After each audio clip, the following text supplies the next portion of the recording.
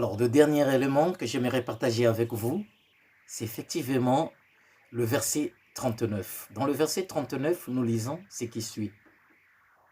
« Je suis venu exercer un jugement pour que ceux qui ne voient pas voient et que ceux qui voient deviennent aveugles. » J'espère que vous avez remarqué comme moi un peu la finale de ce verset. Ceux qui voient deviennent aveugles. Comment comprendre évidemment cette partie? Si vraiment lui, Jésus, il est venu redonner la vue aux aveugles. Et après, il dit, à la finale évidemment de ce verset, que pour que ceux qui voient deviennent aveugles. Bien-aimés, probablement le Seigneur voudrait nous inviter à voir au-delà du signe miracle pour saisir le vrai sens de son acte. Il s'agit du voir qui n'est pas du domaine, je dirais, physique, mais il s'agit du voir spirituel. Il s'agit là d'un acte pascal, c'est-à-dire un acte qui nous invite à faire un passage.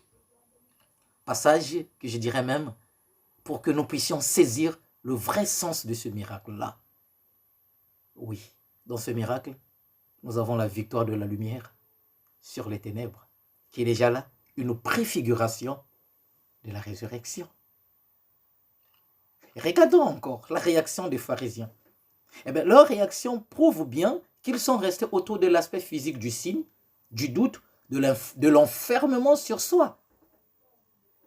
Pire encore, Jésus a accompli évidemment ce miracle le jour du sabbat. Il n'a pas respecté la loi, le légalisme. Ils sont restés là, enfermés sur eux-mêmes. Et quand Jésus dit qu'évidemment, afin que ceux qui voient deviennent aveugles, c'est comme s'il est en train de parler. Mais pas que c'est comme s'il est en train de parler. Il est en train de s'adresser à ces pharisiens-là. Et tout comme il s'adresse à nous tous. Oui, parfois nous restons un peu au niveau superficiel tout simplement. Si bien que nous aussi, nous sommes de ceux-là, comme ces pharisiens, qui vont effectivement organiser tout un procès de va-et-vient à cet aveugle-là. Qui t'a guéri? Pourquoi? Tu es pécheur? Pourquoi il a fait? Pourquoi? Tellement de questions. Il ne rentre pas dans la grâce. Il ne rentre pas dans l'émerveillement. Il ne cherche pas à découvrir que celui qui a accompli ce signe, c'est effectivement Jésus le Messie. Ils restent tout simplement enfermés dans leur loi, le légalisme. Et c'est ça même. Et Jean, dans le chapitre 1 de son évangile, le verset 11 dira, il est venu chez les siens et les siens ne l'ont pas accueilli. Voilà. Et nous sommes tous deux fois des aveugles. Des aveugles qui croient voir, mais en fait, nous ne voyons que quelquefois l'apparence.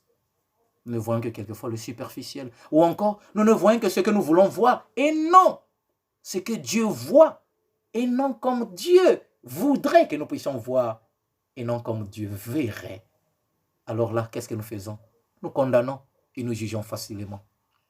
C'est pour nous dire aussi que nos choix délibérés peuvent nous éloigner ou nous rapprocher de la vraie lumière.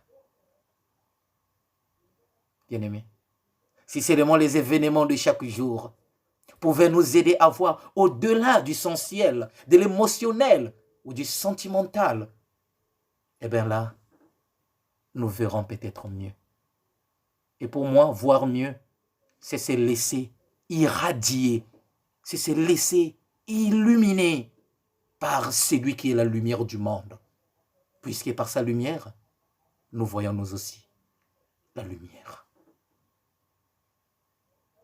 Prions. Prions le Seigneur, les uns pour les autres, pour qu'il nous guérisse de nos cécités, qu'il nous guérisse de nos aveuglements, afin que nous puissions nous aussi entrer dans sa lumière et être capables de voir dans nos vies, tout autour de nous, la grâce de Dieu